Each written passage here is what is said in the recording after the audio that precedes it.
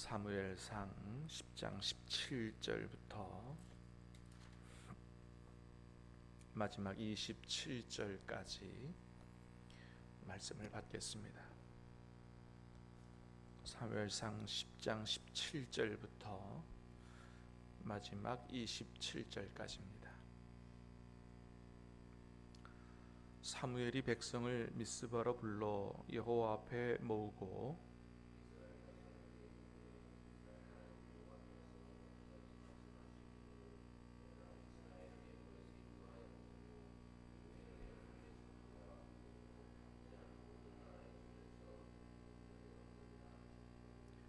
너희는 너희를 모든 재난과 고통 중에서 친히 구원하여 내신 너희의 하나님을 오늘 버리고 이르기를 우리 위에 왕을 세우라 하는도다.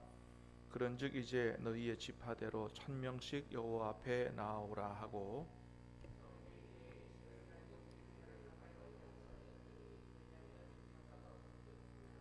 베냐민 지파를 그들의 가족별로 가까이 오게 하였더니 마드리의 가족이 뽑혔고 그 중에서 기스의 아들 사울이 뽑혔으나 그를 찾아도 찾지 못한지라.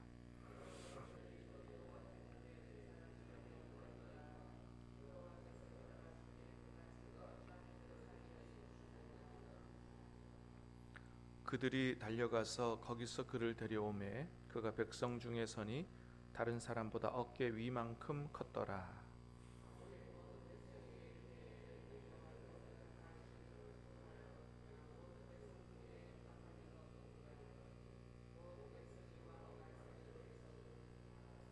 사무엘이 나라의 제도를 백성에게 말하고 책에 기록하여 여호와 앞에 두고 모든 백성을 각기 집으로 보내매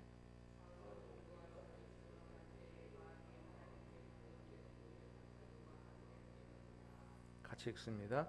어떤 불량배는 이르되 이 사람이 어떻게 우리를 구원하겠느냐 하고 멸시하며 예물을 바치지 아니하였으나 그는 잠잠하였더라. 아멘. 자, 오늘 말씀은 하나님의 부르심에 확신을 갖지 못하는 사울을 다시 왕으로 불러주시는 그런 내용을 담고 있습니다. 자, 17절에서 19절까지 다시 보겠습니다. 시작.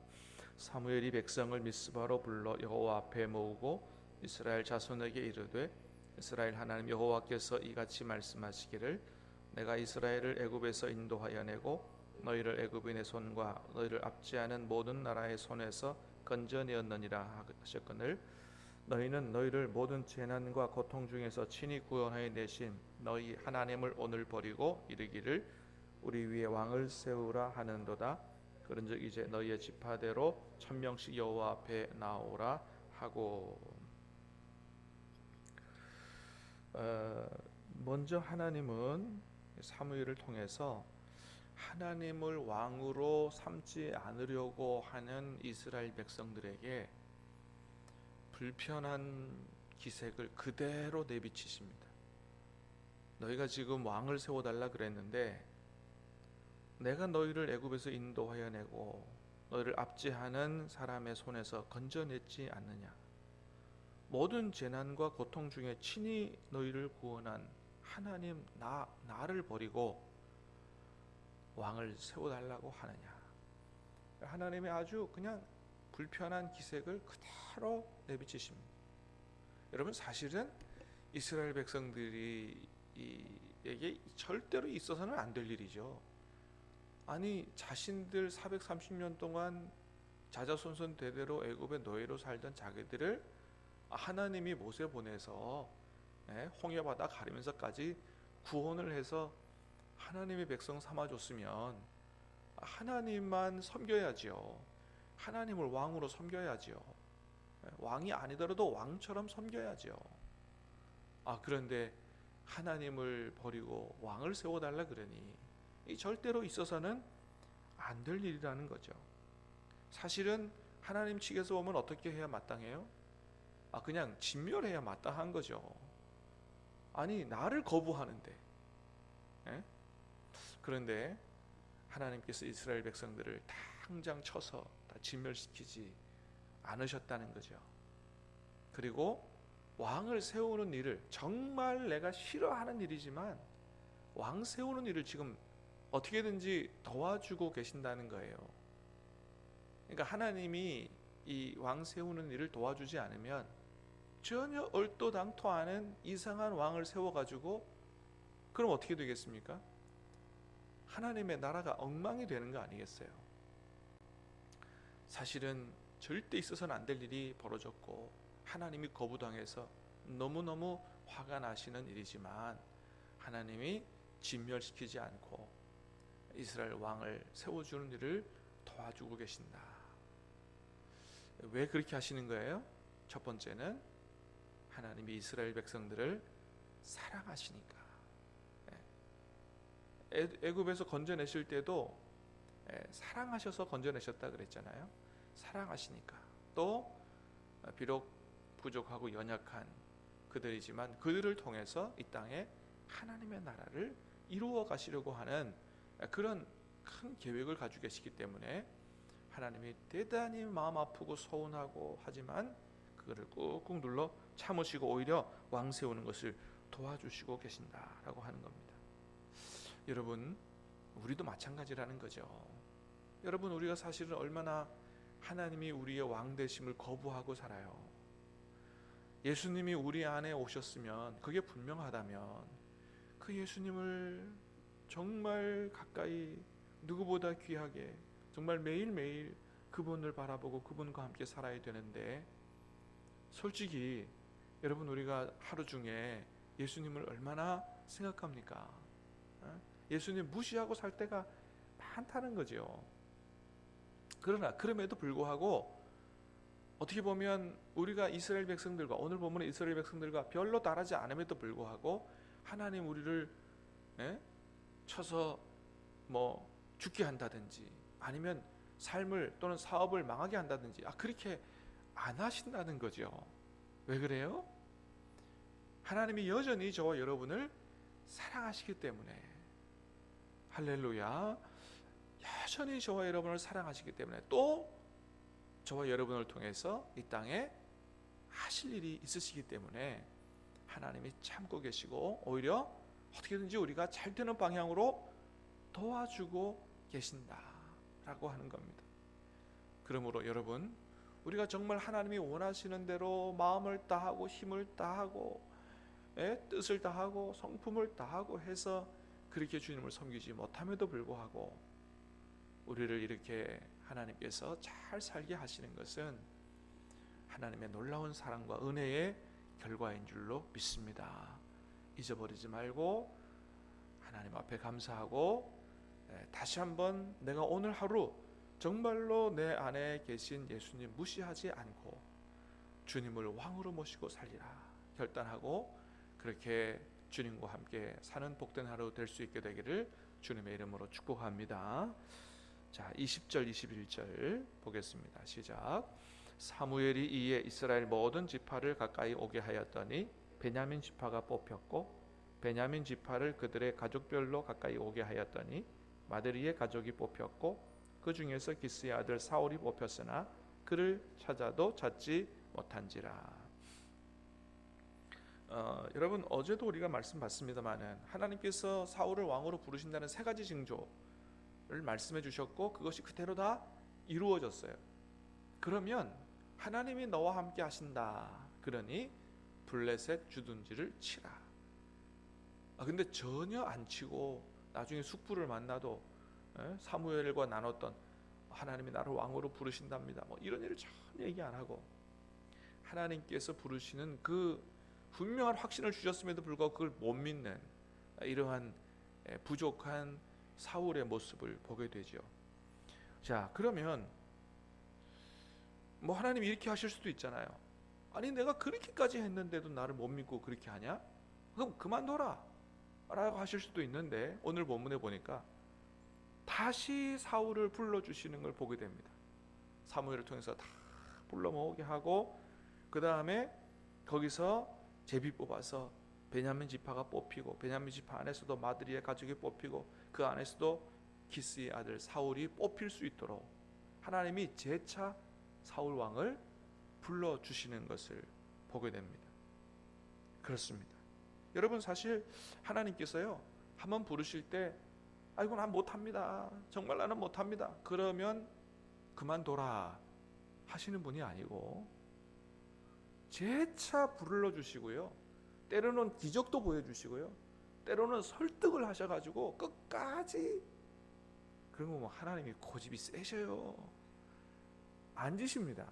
한번 결정을 하시고 선택을 하시면 끝까지 불러주시는 것을 보게 돼요. 모세한테도 그렇게 했고요, 베드로에게도 그렇게 하셨어요. 베드로가 예수님을 3번이나 저주하고 부인하고 도망갔으면, 예? 아니 그리고 부활하신 주님이 찾아가서 또 만나 주셨으면, 2번이나 만나 주셨으면, 그죠?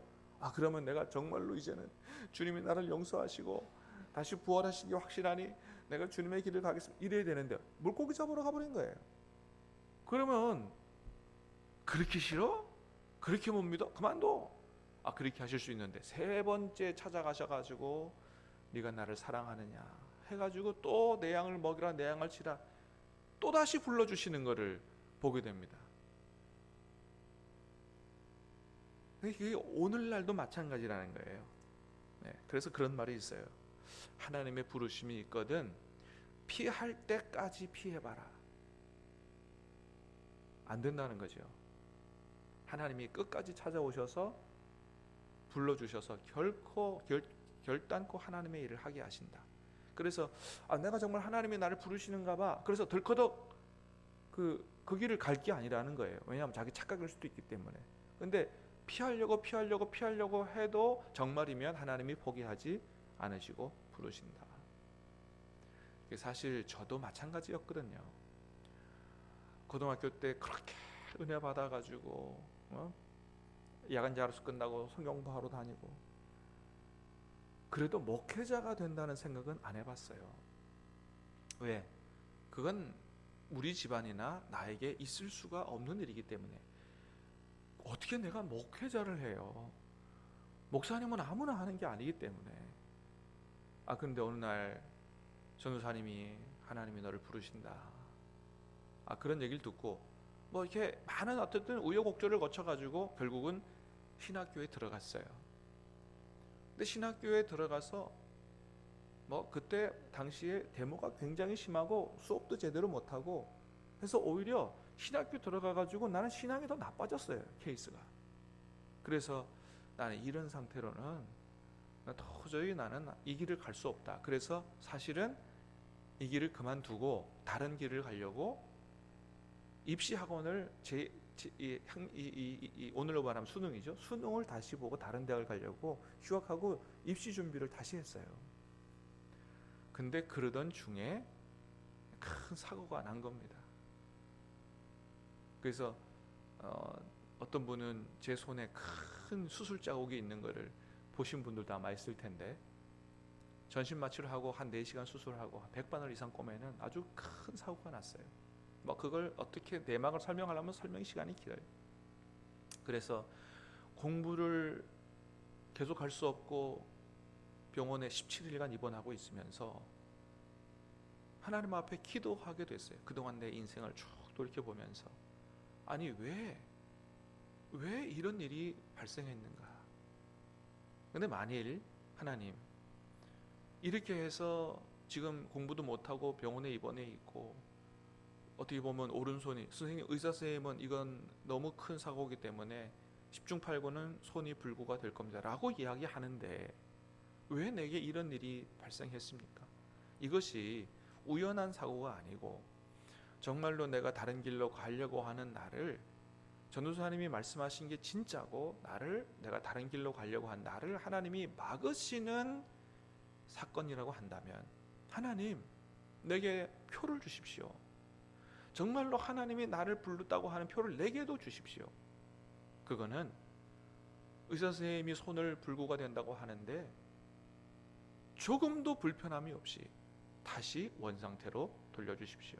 그러면 내가 이것을 하나님이 나를 부르신다는 표로 믿고 또다시 다른 길로 가고 싶을 때마다 이걸 보면서 하나님의 길을 가겠습니다. 그걸 기도했어요. 나중에 어떻게 됐느냐? 손이 원상태로 돌아온 거예요. 할렐루야. 그래서 내가 하나님 앞에 드린 말씀이 있잖아요. 약속이 있잖아요. 그래서 일단 재입시 포기하고 신학교를 다시 입학한 거예요. 입학하고 시험 준비를 하고 신약성경 준비, 이제 기말고사 준비를 열심히 하던 중에 고린도후서 5장 15절 말씀이 제게 하나님의 음성으로 들린 거예요. 저가 모든 사람을 대신하여 죽으신 것은 살아있는 사람들이 다시는 자기 자신을 위하여 살 것이 아니요 자기를 위해 죽으셨다가 다시 사신 그분을 위하여 살게 하려 하심이로다. 시험 공부하다가 이 말씀이 제 영혼에 와서 꽉 부딪힌 거예요. 예수님이 십자가에 돌아가신 거 이제는 살아있는 사람들이 자기 자신을 위하여 살려고 한 게 아니고 우리를 위해 죽으셨다가 다시 사신 주님을 위해 살게 하려고 십자가에 죽으셨다는 말씀이 부딪힌 거예요. 그때 나는 이제까지 한 번도 주님을 위해 산다는 생각은 안 해봤어요. 그런데 그 말씀 속에서 내가 어떻게 살아야 되는가를 다시 한번 깨닫게 되고, 내가 나 자신을 위해 살아간다면 주님의 죽으심이 나와 뭔 관계가 있느냐? 아무런 관계가 없더라고요. 주님의 죽으심이 나와 관계가 있으려면 내가 주님을 위해 살아야 되는구나. 물론 여러분, 주님을 위해 산다는 게 다 신학교 가고 목회자 되는 길만은 아니에요. 그러나 그 당시 저에게 있어서는 하나님이 부르시는 이 길을 달려가는 것이 바로 나를 향한 하나님의 뜻이구나 라는 것을 다시 한번 깨닫고, 그때부터 이제 오늘까지 이 길을 계속해서 오고 있는 거죠. 하나님께서 포기하지 않으신다는 거예요. 자, 사울에 관한 것에 대해서도 마찬가지예요. 자, 그래서 하나님이 또다시 불러주시는데, 자, 사울은 어떻게 했다고요? 가서 숨어 있었다라고 하는 거죠. 그러니까 여전히 하나님의 부르심에 대해서 확신하지 못하는 거예요. 뒤에도 보면, 아니 우리 집이 베냐민 지파 중에서 가장 작은 집 아닙니까? 내가 가장 이렇게 연약한 자 아닙니까? 나는 못합니다. 계속해서 이제 이런 마음을 가지고 있는 거죠. 그러나 여러분, 하나님이 부르실 때는 하나님께서 다 하실 줄로 믿습니다. 하나님께서 그를 통해서 하나님이 일하시겠다고 부르는 거지, 네가 하나님의 일을 열심히 해봐라 이렇게 해서 부르시는 게 아니거든요. 그러니까 내가 어떻게 하려니까 자신이 없는 거죠. 근데 하나님이 나를 통해서 하신다는 사실을 깨달으면 나의 부족함이 사실은 아무 문제가 되지 않는 것입니다. 그래서 하나님 앞에 부름받은 사람들은 자기의 부족함에 주목하고 자꾸 좌절하고 낙심할 게 아니에요. 왜냐하면 하나님이 그걸 다 알고도 부르셨기 때문에 모르시고 부르는 게 아니잖아요. 그리고 우리 하나님은 원래 어떻게 일하시기를 원하시는 하나님이세요? 약한 자, 없는 자, 부족한 자를 불러 하나님이 일을 하시기를 원하시는 하나님이세요. 제가 그걸 알고 나니까 하나님이 나를 부르신 게 이게 진짜구나. 나 같은 사람이 어떻게 하나님의 일을 해가 아니고 그렇기 때문에 나를 부르신 거구나. 그래서 하나님이 제게는 그런 말씀 하시는 것 같아요. 군 목사야, 너는 아주 출중한 능력이 있거나 유명한 목사가 되거나 그런 목사가 되려고 하지 마라. 연약하고 부족한 대로 그대로 있어라. 그래서 내가 너를 통해서 나타나게 하라. 너가 확 드러나게 하려고 하지 마라. 부족한 목사가 되라. 내가 너를 통해서 일하길 원한다. 하나님 내게 그렇게 말씀하시는 것 같아요. 그래서 내가 너를 불렀다라고 하는 거죠. 그래서 하나님의 종은 자기가 하나님을 위해서 열심히 일하는 것도 좋지만 그보다 더 중요한 것은 하나님이 나를 통해서 일하도록 하시는 게 훨씬 더 중요하다. 그래서 하나님 앞에 열심을 내는 것보다 더 중요한 것은 하나님과의 관계를 잘 하는 것이다 라고 하는 것이죠. 성경의 모든 일꾼들이 그렇게 일을 했다라고 하는 겁니다.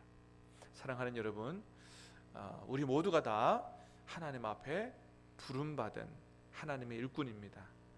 이것이 목회자인지 또는 목회자이거나 또는 직분이 다르거나 직임이 달라서 그렇지 하나님 앞에 다 부름받은 자들입니다. 간절히 바라기는 나의 부족함을 보고 나는 못합니다 라고 하지 말고 나를 통해서 주님께서 하신다는 그런 확신을 가지고 오늘도 우리의 왕 되신 주님, 우리 안에 오신 주님과 함께 교제하고 동행하면서 주님께서 나를 통해 역사하시도록, 주님께서 나를 통해서 생각하시고, 나를 통해서 말씀하시고, 주님께서 나를 통해서 많은 사람들에게 다가가시는, 그래서 주님이 드러나는, 주님이 일하시는 그런 하루 될 수 있게 되기를 우리 예수님의 이름으로 축복합니다. 기도하겠습니다. 은혜로우신 주님 감사합니다.